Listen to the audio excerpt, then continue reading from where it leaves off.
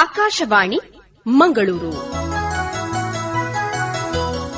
ಕಾವ್ಯಯಾನ ಕವಿ ಮುದ್ದಣನ ಶ್ರೀರಾಮಾಶ್ವಮೇಧಂ ಕಾವ್ಯದ ವಾಚನ ವ್ಯಾಖ್ಯಾನ. ಈಗ ಕಾವ್ಯಯಾನದ 117ನೆಯ ಹೆಜ್ಜೆ.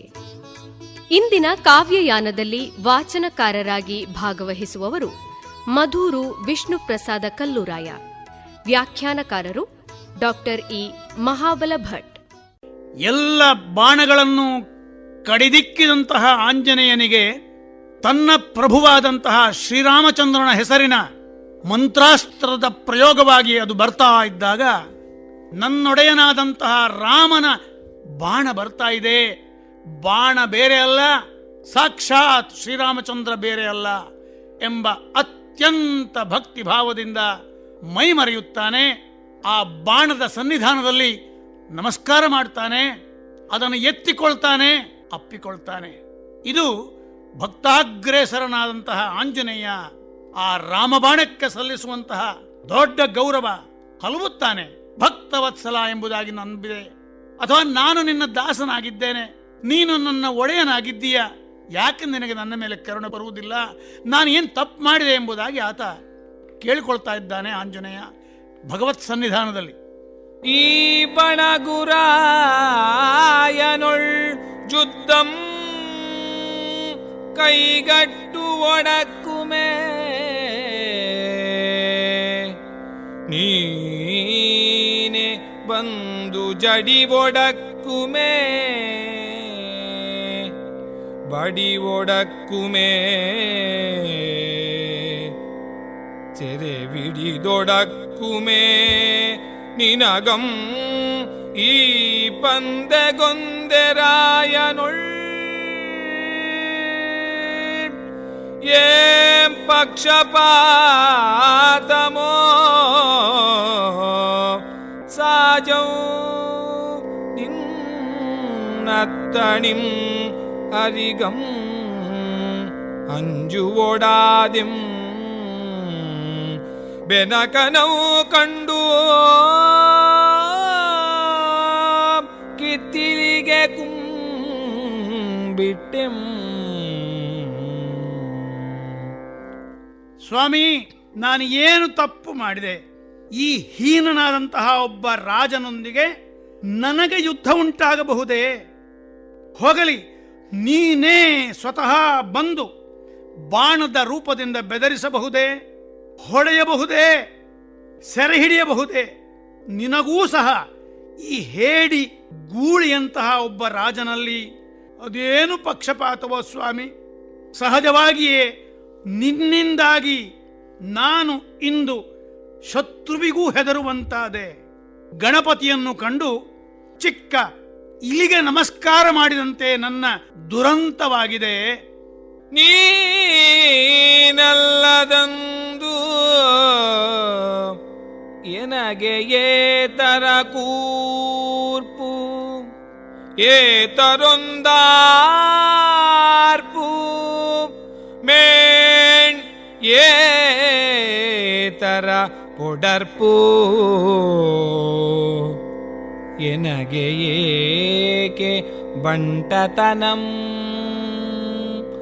ಏತರ್ಕೆ ಹಯದ ಬೆಂಬಳಿ ಎಂದು ಫಲವಂದದೊಳ್ ಮಣಿಮಣಿದು ಪಾಡಿ ಬೇಡಿಕೊಳ್ಳುತ್ತಿರ್ಪುದು.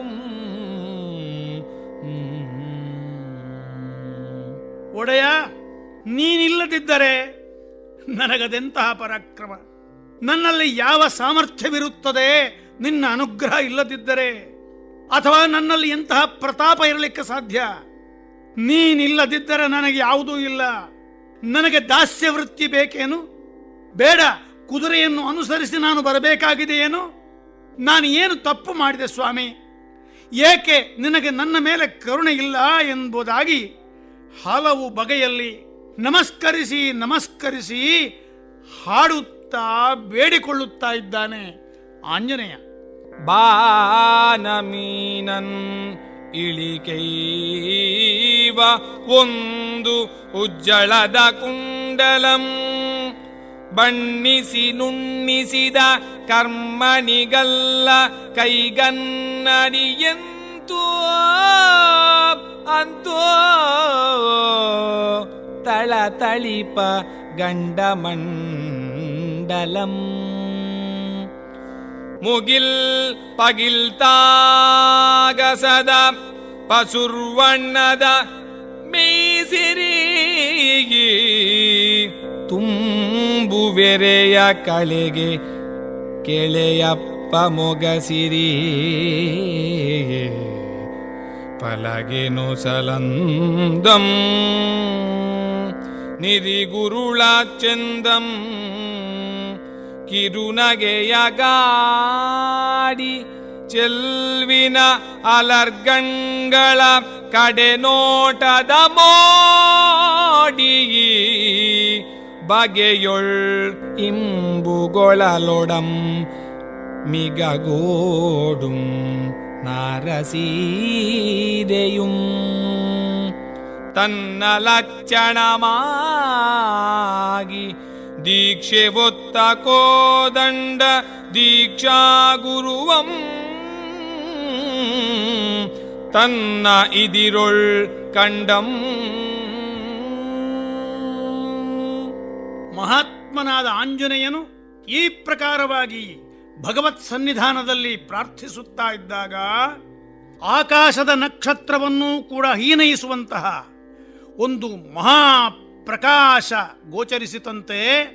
ಅಂತಹ ಪ್ರಕಾಶಮಯವಾದ ಕುಂಡಲ, ಬಣ್ಣ ಕೊಟ್ಟು ನುಣುಪುಗೊಳಿಸಿದ ಕರಿ ಮಣಿಕಲ್ಲಿನ ಕೈ ಕನ್ನಡಿಯಂತೆ ಥಳಥಳಿಸುವ ಕೆನ್ನೆ, ಮೋಡ ಕವಿದ ಆಕಾಶದ ಪಚ್ಚೆ ಬಣ್ಣದ ದೇಹಕಾಂತಿ, ಪೂರ್ಣಚಂದ್ರನ ಕಳೆಗೆ ಸಮಾನವಾದ ಮುಖ ತೇಜಸ್ಸು, ವಿಶಾಲವಾದ ಹಣೆಯ ಚೆಲುವು, ಅಂದಗೊಳಿಸಿದ ಕೂದಲ ಚಂದ, ಮಂದಹಾಸದ ಬೆಡಗು, ಸೊಗಸಿನ ಕಮಲನಯನದ ಕಟಾಕ್ಷದ ಆಕರ್ಷಕತೆ, ಮನಸ್ಸಿಗೆ ನಾಟಿಕೊಳ್ಳಲು ಮೃಗಶೃಂಗವು, ನಾರ ಬಟ್ಟೆಯು ತನ್ನ ಚಿಹ್ನವಾಗಿರಲು ದೀಕ್ಷೆ ವಹಿಸಿದಂತಹ ಕೋದಂಡ ಧನುರ್ಧಾರಿಯಾದಂತಹ ಭಗವಾನ್ ಶ್ರೀರಾಮಚಂದ್ರನನ್ನು ತನ್ನ ಸಮ್ಮುಖದಲ್ಲಿ ಕಂಡ ಆಂಜನೇಯ ಸ್ವಾಮಿ. ಇಂತು ಮೈದೋರಿದ ತನ್ನೊಡೆಯನವು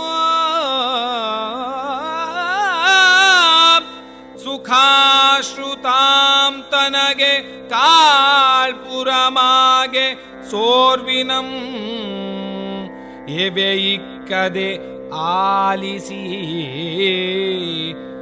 ಮೇಣುಂ ಮೇಣುಂ ದೇವರಡಿಯೊಳ್ ಪೊರಳ್ದು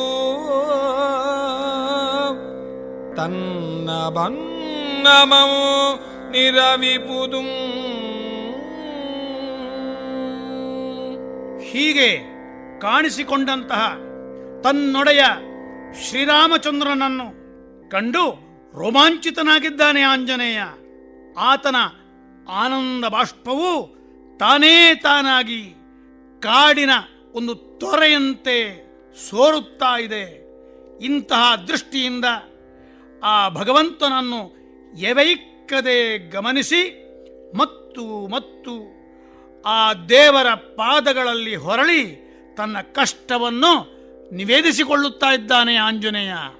ಅತ್ತಲ್ ಮರುವಕ್ಕದ ಸುರಥಂ ತಳ್ವದೆ ಹಯಮಂ ಕಪ್ಪಮೋ ಕಾಣ್ಕೆಯಂ ಪೊನ್ನ ಭಂಡಾರಮಂ ತರಿಸಿ ರಾಘವನ ಅಡಿಗೆ ಒಪ್ಪಿಸಿ ತಾನು ದಂಡ ಪ್ರಣಾಮಂ ಗೈದು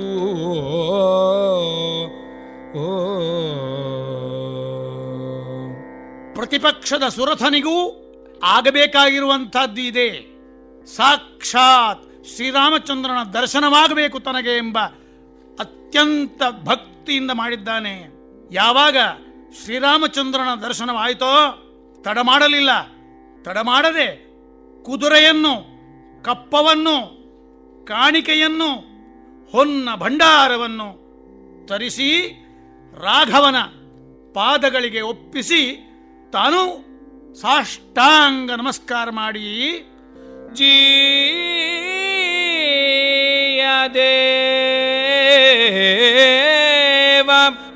ಎನ್ನೊಡೆಯ ಎನ್ನಿತು ಅಪರಾಧಂ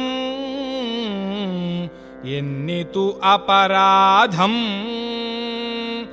ಬಂದಗಯಂ ನಿನ್ನದು ಎಂದು ಅರುತುಂ ಬಿಟ್ಟೆನಿಲ್ಲಂ ನಿನ್ನವರಂ ಪೊಯ್ದೆಂ ಬೈದೆಂ ಆದೊಡಂ ನಿನ್ನಂ ಕಾಣ್ಬೊಂದು ಬಯಕೆಯೊಳಲ್ಲದೆ ಗೆಲ್ಲದೊಳ್ ಎಳ್ಳನಿತಾದೊಡಂ ಅಲ್ತೂ ಈಗಲ್ ಕಣ್ಣಾರೆ ಕಂಡೆವು ತಣಿದೆಂ ದಣಿದೆಂ ಮೇಣ್ ಎನಗೆ ಆವುದರೊಳ ಆಸೆ ಇದೆ ಕೊಳ್ಳ್ ಹಯಂ ಜಿಯ ದೇವ ನನ್ನೊಡೆಯ, ನನ್ನದು ಅಪರಾಧ, ನನ್ನದು ಅಪರಾಧ. ಬಂದ ಕುದುರೆ ನಿನ್ನದು ಎಂದು ತಿಳಿದರೂ ಕೂಡ ನಾನು ಬಿಡಲಿಲ್ಲ. ನಿನ್ನವರನ್ನು ಹೊಡೆದೆ, ನಿನ್ನವರಿಗೆ ಬೈದೆ. ಇದಿಷ್ಟೂ ನಾನು ಮಾಡಿದಂತಹದ್ದು ನಿನ್ನನ್ನು ಕಾಣುವಂತಹ ಒಂದು ಬಯಕೆಯಿಂದ, ಜಯಕ್ಕಾಗಿ ಅಲ್ಲ. ಆ ಜಯ ನನಗೆ ಸಿದ್ಧಿಸಲು ಸಾಧ್ಯವೂ ಇಲ್ಲ. ಎಳ್ಳಷ್ಟಾದರೂ ಅಂತಹ ಇಚ್ಛೆಯಿಂದ ಮಾಡಿಲ್ಲ. ಈಗ ನನ್ನ ಇಷ್ಟಾರ್ಥ ಈಡೇರಿತು. ನಿನ್ನನ್ನು ಕಣ್ಣಾರೆ ಕಂಡೆ, ನಿನ್ನ ಮಂಗಲ ಮೂರ್ತಿಯನ್ನು ಕಂಡು ತಣಿದೆ, ದಣಿದೆ. ಮತ್ತೆ ನನಗೆ ಇನ್ನು ಯಾವುದರಲ್ಲಿ ತಾನೇ ಆಸೆ ಇದೆ? ಯಾವುದೂ ಬೇಡ. ಇದೋ ನಿನ್ನ ಕುದುರೆಯನ್ನು ನಿನಗೆ ಸಮರ್ಪಣೆ ಮಾಡಿದ್ದೇನೆ ಸ್ವಾಮಿ. ಕಾಂಕೆ ಕಪ್ಪಂ ನಾಡು ಬೀಡೆಮ್ಮ ಸೊಮ್ಮು ನಿನ್ನ ಚರಣಕ್ಕೆ ಅರ್ಪಿಸುವೆಂ ಎನ್ನ ಒಡಲುಮನ್ ಒಡಮೆಯುಮಂ ಮಡದಿ ಮಕ್ಕಳಂ ನಿನ್ನಡಿಗೆ ಒಪ್ಪಿಸಿದೆಂ ನೀನು ಓವುದು ಕಾವುದು ಎಂದು ಸೆರಂಗನ್ ಒಡ್ಡಿ ಬೇಡಿಕೊಂಡಂ. ಕುದುರೆಯಷ್ಟೇ ಅಲ್ಲ, ಕಾಣಿಕೆಯನ್ನು ಸಮರ್ಪಣೆ ಮಾಡಿದ್ದೇನೆ, ಕಪ್ಪವನ್ನು ನೀಡಿದ್ದೇನೆ.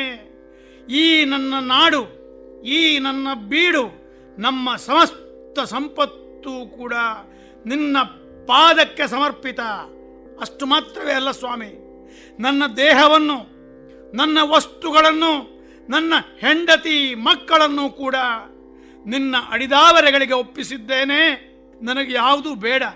ನೀನು ನನ್ನನ್ನು ಪ್ರೀತಿ ಇಟ್ಟು ಕಾಪಾಡಬೇಕು ಎಂಬುದಾಗಿ ಸೆರಗೊಡ್ಡಿ ಬೇಡಿಕೊಳ್ತಾ ಇದ್ದಾನೆ ಸುರಥ ಮಹಾರಾಜ. ಆಗಳ್ ಶ್ರೀರಾಮಚಂದ್ರಮನ್ ಇರುವರು ಮನ್ ಎತ್ತಿ ತಳ್ಕೈಸಿ ತನಗೆ ಅಭಿಮಾನಮನ್ ಇರುವರೊಳಂ ಚಮಂತುವೋ ಪ್ರಕಟಿಸಿ ಕ್ರೋಧಮಂ ತಿಳಿಪಿ ಕಳಿಪಿ ಮತ್ತವೋ ಮುಚ್ಚೆವೋದ ತನ್ಮವರನ್ ಎಳ್ಬಿಸಿ ಸರ್ವರುಮಂ ಸಂತೈಸಿ ಮೇಗರೆದಂ. ಆಗ ಭಕ್ತ ಪರಾಧೀನ ಭಕ್ತವತ್ಸಲನಾದಂತಹ ಶ್ರೀರಾಮಚಂದ್ರ ತನ್ನ ಅಡಿದಾವರೆಗಳಿಗೆ ಎರಗಿದಂತಹ ಇಬ್ಬರನ್ನೂ ಕೂಡ ಎತ್ತಿ ಆಲಿಂಗಿಸಿ ತನ್ನ ಪ್ರೀತಿಯನ್ನು ಇಬ್ಬರಲ್ಲಿಯೂ ಸರಿಯಾಗಿ ಪ್ರಕಟಿಸಿ ಅವರೊಳಗಿನ ಸಿಟ್ಟನ್ನು ಶಮನಗೊಳಿಸಿ ಕಳುಹಿಸಿ ಬಳಿಕ ಯುದ್ಧದಿಂದಲಾಗಿ ಮೂರ್ಛೆಗೊಂಡವರನ್ನು ಎಬ್ಬಿಸಿ ಎಲ್ಲರನ್ನೂ ಸಮಾಧಾನ ಪಡಿಸಿ ತಾನು ಮಾಯವಾಗ್ತಾನೆ.